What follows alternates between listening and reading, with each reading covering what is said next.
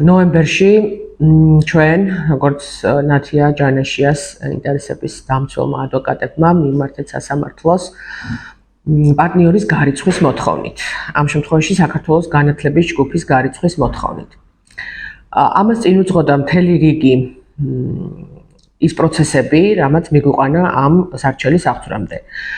ეს არის ის ზიანი, რასაც პარტნიორი აყენებს კომპანიას და რამაც განაპირობა სწორედ ამ სარჩელის აღძვრა.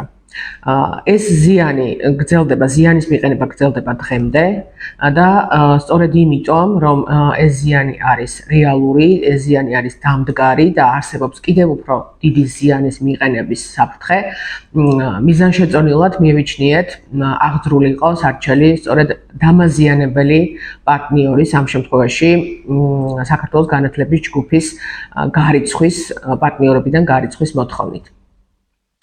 აქ მნიშვნელოვანია ის, თუ რამ განაპირობა ჩვენ მიერ ამ სარჩელის აღძვრა. დავიწყოთ იქიდან, რომ ტარიელი ისაუბრებს კერძოდ წილის მოტყუებით მიღებასთან დაკავშირებით და ეს არაერთხელ თქმულა საჯარო სივრცეშიც და აქედან დაიწყო სწორედ ზიანის მიყენება, რომ მოტყუებით წილის მიღებასთან ერთად მათ არ შეასრულეს, ანუ გულისხმობ 70%-ის მქონე პარტნიორს, ეგრეთ წოდებულ ინვესტორს, რომელმაც არ შეასრულა საინვესტიციო ვალდებულება. და აქედან დაიწყო მის მიერ სწორედ ზიანის მიყენება კომპანიისთვის, სკოლისთვის. გარდა ამისა, მათ დაიწყეს ისეთი პროცესების წარმოება, როგორიც არის სკოლისათვის ზიანის მიყენება, ასევე კაპიტალში უძრავი ქონების არ შემოტანის სახით, რომლის ვალდებულებაც მათ ჰქონდათ და სხვათა შორის უკვე აღიარეს კიდეც ეს ვალდებულება, თუმცა აქამდე ამის აღიარება მათგან არ ხდებოდა და მათ არ შემოიტანეს კაპიტალში ქონება, რომელიც ევალებოდათ რომ შემოეტანათ. ამით მიეყენეს ზიანი სკოლებს და იმავდროულად არათუ არ შემოიტანეს, არამედ პირიქით მათი უძრავი ქონება, მიწის ნაკვეთები გაუმჯობესდა სწორედ სკოლის თანხების საშუალებით, სკოლიდან თანხების გადახდის საშუალებით და ეს ზიანი აღემატება 3 მილიონ ლარს. ესეც ერთ-ერთი განმაპირობებელი არის, გამოც პარტნიორი, რომელიც აზიანებს სკოლას და ეს ზიანი ზიანის მიყენება გრძელდება, უნდა მოხდეს მისი გარიცხვა შესაბამისი ორგანიზაციიდან, ამ შემთხვევაში ბრიტანულ-ქართული აკადემიიდან. გარდა ამისა, მათ არაერთხელ და სამჯერ, უფრო სწორად და სამივეჯერ სკოლაში დანიშნეს პირი დირექტორად, გარდა იმისა, რომ ნათია ჯანაშია სრულიად უკანონოდ გაათავისუფლეს დირექტორის თანამდებობიდან, იმ კრების ოქმით, რომელიც არ ჩატარებულა საერთოდ და ამაზეც ცალკე სასამართლო დავა მიმდინარეობს კრების ოქმის ბათილობის საფუძვლით და მოთხოვნით და ნათია ჯანაშიას ნაცვლად სამივეჯერ სკოლისათვის შეუფერებელი პირი დანიშნეს დირექტორად. პირველ შემთხვევაში ეს იყო პირი, რომელიც პორნოგრაფიული ტექსტების ავტორობით გამოირჩევა და ჩვენ ვაფრთხილებდით წინასწარ ეგრეთ წოდებულ ინვესტორს, რომ მას ეს პირი არ დაენიშნა სკოლის დირექტორად, მაგრამ მან არ გაითვალისწინა ჩვენი მოთხოვნა, იმიტომ რომ მისთვის მთავარი იყო ნათია ჯანაშიას გადაყენება და სკოლის არც რეპუტაციაზე, არც მისთვის ზიანის მიყენებაზე მას არც უფიქრია, არც ამ შემთხვევაში და არც შემდეგ შემთხვევებში, როდესაც დირექტორებად დანიშნა. ასევე გამოუცდელი პირები, ერთ შემთხვევაში ინვესტიციების ხელმძღვანელი, რომელსაც არაფერი ესაქმება და საერთოდ განათლების სფეროში არავითარი გამოცდილება არ ჰქონდა და შემდეგ ალბათ მიხვდნენ, რომ ისიც შეუფერებელი იყო და შეცვალეს მესამე პირით, რომელიც გაკოტრების მმართველის გამოცდილებით არის მოსული სკოლამდე, რაც აბსოლუტურად არ მიესადაგება სკოლის სპეციფიკას და შესაბამისად სამივე შემთხვევაში პირი, რომელიც მართავს სკოლებს, რომელიც არის სკოლის დირექტორი, არის სრულიად შეუფერებელი.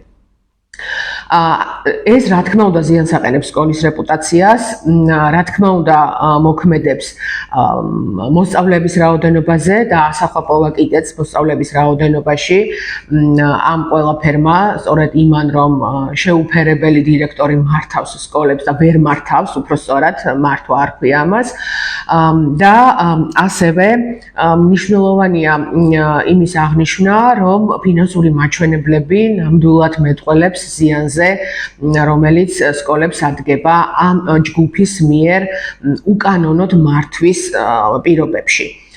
და უკანონოს ვუწოდებთ იმიტომ, რომ მათი კანონიერება ცხადია გასაჩივრებულია და ეჭქვეშ არის დამდგარი და ამაზე მიმდინარეობს სასამართლო პროცესები და შესაბამისად ვფიქრობთ, რომ ესეც ერთ-ერთი საფუძველია და მითითებულია სწორედ სარჩელში გარიცხვის შესახებ, რომ როგორც ზიანის გამომწვევი სკოლებისთვის და ეს ზიანი, როგორც უკვე აღვნიშნე, აისახა კონკრეტულ ციფრებში, აისახა მოსწავლეების რაოდენობაში.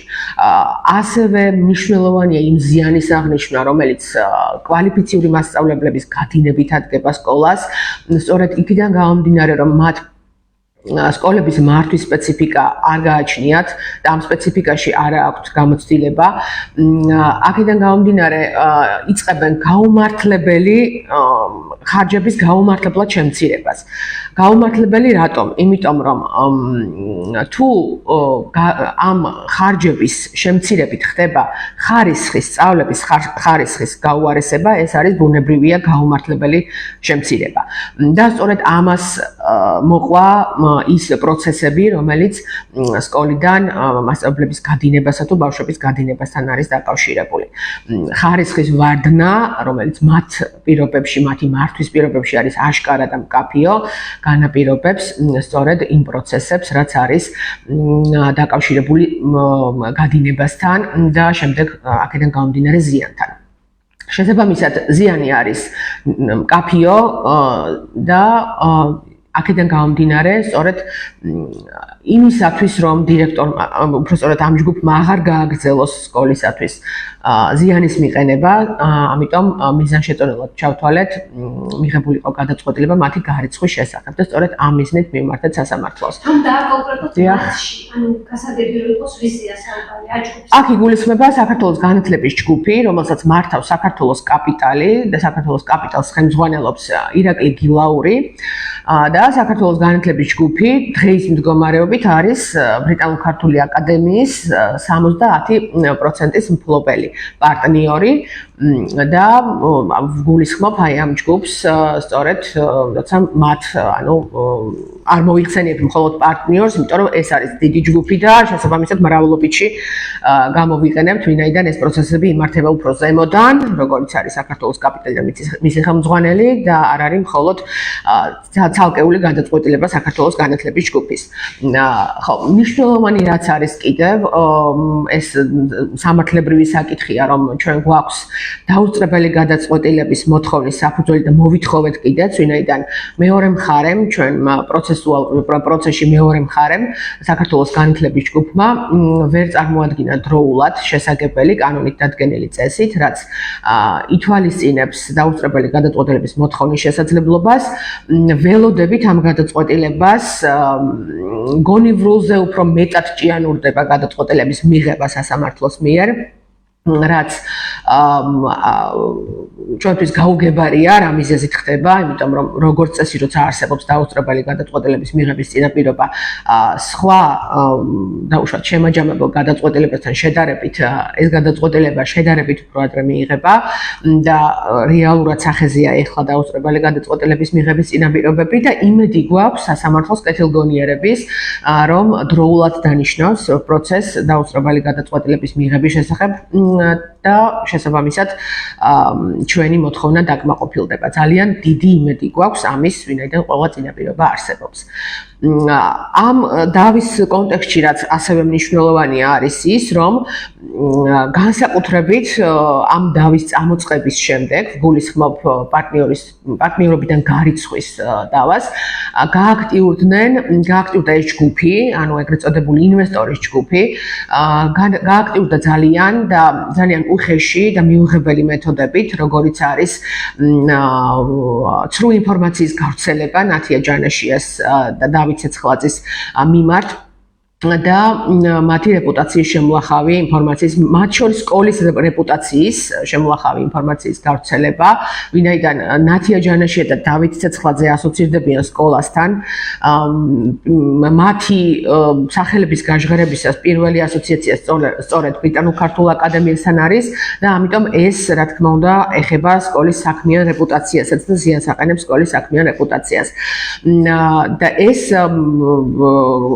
ასე ვთქვათ შავი პიარი ეგრეთ წოდებული, ამაში რა თქმა უნდა არის დაკვეთილი სტატიები, დაფინანსებული მათ მიერ დაფინანსებული სტატიები და მათ შერჩეული ყავთ ამისათვის სპეციალურად ორგანიზაცია AFBA, ახალგაზრდა ფინანსისტთა და ბიზნესმენთა ასოციაცია, რომელიც პოზიციონირებს, რომ თითქოს არის ნეიტრალური და ესე გამოვიდა თავის დროზე ამ დავის გაშუქებისას, თუმცა ეს არის ტყუილი, პირდაპირ შეიძლება ითქვას, ის არ არის მიუკერძოებული და ნეიტრალური პირი, არის მიკერძოებული საქართველოს განათლების ჯგუფის და ამ ჯგუფის სასარგებლოდ, ავრცელებს ინფორმაციას გადაუმოწმებელს, ერთხელაც კი არ მომხდარა ჩვენთან კონტაქტი, რომ გადამოწმებული იყო ინფორმაცია და ამის შემდეგ გამხდარიყო საჯაროდ მათი სტატიები თუ ინტერვიუები თუ სხვადასხვა და ამას აკეთებს აბსოლუტურად მიკერძოებულად მხოლოდ ერთი მხარის სასარგებლოდ. ამიტომ ეს ვერ ჩაითვლება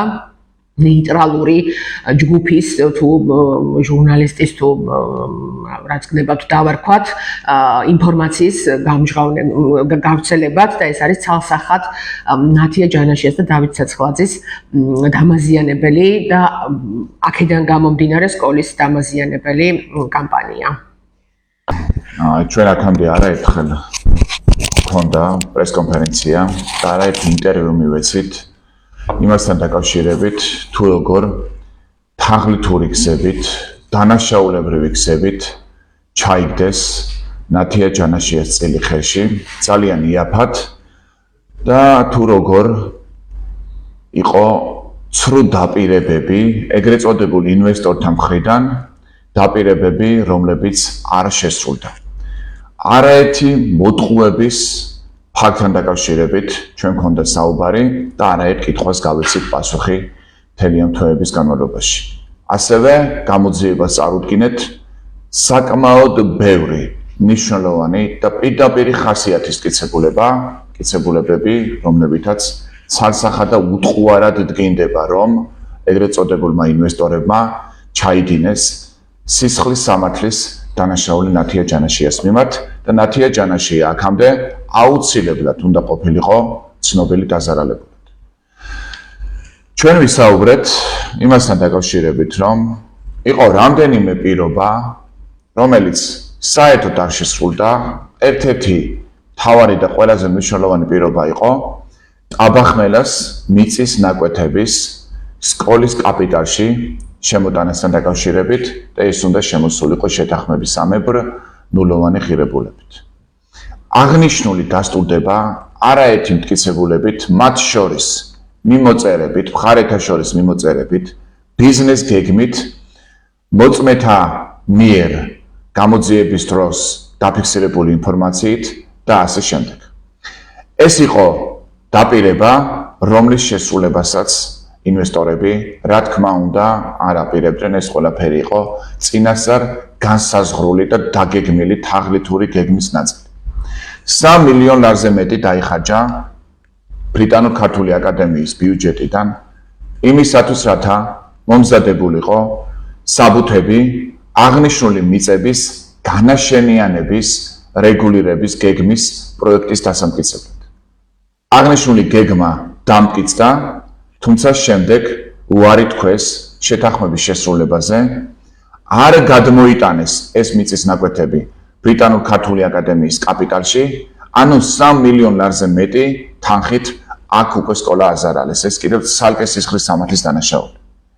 ამის შემდეგ უგზავნიან განცხადებას ნათია ჯანაშიას, სადაც აფიქსირებენ, რომ თითქოს არა ნულოვანი ღირებულებით, არამედ მხოლოდ 3,250,000 ამერიკული დოლარის ღირებულებებით შემოიტანენ აღნიშნულ მიწის ნაკვეთებს და ამისათვის თავად ნათია ჯანაშიამ უნდა შეიტანოს 1,390,000 ამერიკული დოლარი. სხვადასხვა ფინანსური მეთოდებით ასევე გააგრძელეს ქალბატონი ნათია ჯანაშიას დისკრედიტაცია და ცდილობენ წაართვან დარჩენილი 30%-იანი წელი. მათი სტრატეგია იყო ასეთი, ისინი თავიდან ამბობდნენ, რომ არანაირი მოლაპარაკება არ ყოფილა ტაბახმელას მიწის ნაკვეთებთან დაკავშირებით და არანაირი შეთანხმება არ ყოფილა. ისინი აცხადებდნენ, თითქოს ეს მოიგონა ნათია ჯანაშიამ და სიმართლეს არ შეესაბამება. ჩვენ წარვადგინეთ არაერთი უტყუარი მტკიცებულება, რომლითაც დასტურდება, რომ მსგავსი მოლაპარაკება, მსგავსი შეთანხმება ნამდვილად არსებობდა და ეს არ იყო ქალბატონი ნათიას მიერ მოგონილი. სულ რამდენიმე დღის წინ ჩატარდა კრება, სადაც საინტერესო ის არის, რომ თავად აღიარეს და დაადასტურეს, რომ ნამდვილად არსებობდა შეთანხმება მიწის ნაკვეთების აკადემიის კაპიტალში შეტანასთან დაკავშირებით. აქამდე გვესმოდა, რომ მემორანდუმში არაფერია ნათქვამი მიწის ნაკვეთების შესახებ შეთანხმების თაობაზე, უნდა შემოვიფარგლოთ მემორანდუმით, თუ მემორანდუმში არაფერია ნახსენები, შესაბამისად მსგავსი შეთანხმება არ ყოფილა. თუმცა გარკვეულწილად ჩვენ ხედავთ, რომ მას შემდეგ რაც დაინახეს, რომ ჩვენ წარვადგინეთ არაერთი უტყუარი მტკიცებულება, მას შემდეგ რაც დარწმუნდნენ, რომ მათი ვერსია ვერ გავიდოდა და მათი ვერსია არის უკიდურესად დაუსაბუთებელი და ნეიტრალურ მტკიცებულებებთან წინააღმდეგობაში, მათ შეცვალეს ვერსია და ახლა უკვე ისინი აპელირებენ იმაზე, რომ ნამდვილად არსებობდა შეთანხმება, ნამდვილად არსებობდა მოლაპარაკება, მაგრამ არა ნულოვანი ღირებულებით. აქ უკვე წინააღმდეგობაში მოდიან უკვე სხვა მტკიცებულებებთან, მათ შორის მათ მიერ გადმოგზავნილ დოკუმენტთან, სადაც ძალიან ნათლად წერია, რომ ნამდვილად ნულოვანი ღირებულებით უნდა შემოსულიყო აღნიშნული მიწის ნაკვეთები კონკრეტულ გრაფაში არის დაფიქსირებული ძალიან ნათლად აღნიშნული. შესაბამისად, როდესაც არ ხარ მართალი, როდესაც აჟღერებ არასწორ ინფორმაციებს, რამდენჯერაც არ უნდა ცვალო ვერსიები, რამდენჯერაც არ უნდა ცვალო პოზიციები, შენი მდგომარეობა, შენი პოზიცია ვერ იქნება მყარი და ვერ იქნება სამართლებრივად გამართული. საინტერესო ის არის, რომ კიდევ ერთხელ ვიმეორებ, ისინი დღეს ადასტურებენ აღნიშნულის თაობაზე შეთანხმებას. ოღონდ მათი ვერსია არის შეცვლილი და ისინი ამბობენ, რომ არანაირი ნულოვანი ღირებულება არ არსებობდა. მაშინ ისმის ძალიან მარტივი შეკითხვა. თუ მომავალში უნდა შეეძინა სკოლას აღნიშნული მიწის ნაკვეთი. თუ მიწის ნაკვეთის შეძენასთან დაკავშირებით არანაირი შეთანხმება არ არსებობდა. არავინ იცოდა ღირებულება მიწის ნაკვეთის იყო სასურველი, ღირებულებასთან დაკავშირებით შეთანხმდებოდნენ თუ არა, არავის ჰქონდა აღნიშნულის თაობაზე ინფორმაცია. მაშინ წინწრებით რატომ უნდა დახარჯულიყო 3 მილიონ ლარზე მეტი ბრიტანულ ქართული აკადემიის ბიუჯეტიდან? თუ ნათია ჯანაშიამ არ იცოდა, რომ აღნიშნული მიწის ნაკვეთები შემოდიოდა ბრიტანულ ქართული აკადემიის კაპიტალში ნულოვანი ღირებულებით, თუ ის ფიქრობდა, რომ მომავალში თურმე 1 წლის შემდეგ უნდა ეყიდა, მაშინ წინწრებით ფულს ვინ ხარჯავს იმ ნაკვეთისთვის, იმ მიწის ნაკვეთისთვის, რომელიც კაცმა არ იცის საკუთრებაში გადმოვა თუ არა. კაცმა არ იცის საერთოდ ოდესმე მიიყიდი თუ არა და კაცმა არ იცის რა თანხა დაგიჯდება აღნიშნული ნაკვეთის შესყიდვა. რა თქმა უნდა, ალოგიკური და აბსურდული არის ამ შემთხვევაშიც მოწინააღმდეგე მხარის პოზიცია. ამას სჭირდება მხოლოდ ერთი რამ, ნება სურვილი და სწორი სამართლებრივი შეფასება, რომლის გაკეთება თუ ნება არსებობს, თუ სურვილი არსებობს, ძალიან მარტივი არის. ეს არის ელემენტარული აღიაზრი, ელემენტარული ლოგიკა და ელემენტარულად სისხლის სამართლის ნორმების საბაზისო დონეზე ცოდნა. მე მინდა დავამატო და კიდევ ერთხელ აღვნიშნო, რომ აღნიშნულ საქმეზე არაერთი მტკიცებულება იქნა ამოღებული გამოძიების მხრიდან. ასევე გამოიკითხა მოწმეები.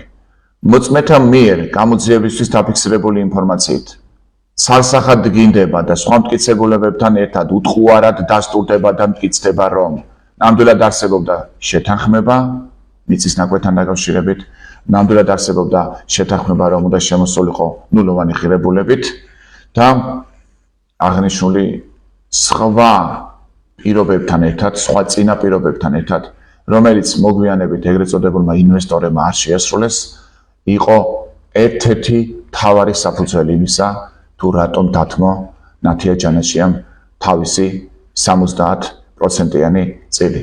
კიდევ ერთხელ ვიმეორებ, ამ საქმეზე ყველა მტკიცებულება სახეზეა, ყველა დოკუმენტი სახეზეა, ყველა ინფორმაცია სახეზეა და ჩვენ ველოდებით გამოძიების მხრიდან სწორ სამართლებრივ შეფასებას, ყისიერად დაზარალებულად ცნობას ნათია ჯანაშია უნდა იქნეს ცნობილი დაზარალებულად, ვინაიდან ის რომ მან ძალიან სოლიდური ფინანსური ზარალი მიიღო, ეს არის ძალიან აშკარა და ჩვენ ველოდებით ასევე რა თქმა უნდა შემდეგ ნაბიჯებს საგამოძიებო ორგანოს მხრიდან. აღნიშნულ საქმეზე, როგორც ჩემთვის ცნობილი არის, შეიცვალა საქმის პროკურორი და ჩვენ პირდაპირ მოვითხოვთ, რომ ახალმა პროკურორმა გააკეთოს ყველაფერი, რათა ყისიერი რეაგირება მოხდეს და ყისიერი ზომები იქნას მიღებული აღნიშნულ სისხლის სამართლის საქმესთან დაკავშირებით და მიეცეს, რაც შეიძლება მცირე დროში სამართლებრივი შეფასება იმ არაერთ სისხლის სამართლის დანაშაულს, რომელიც ნათია ჯანაშიას მიმართ არის ჩადენილი.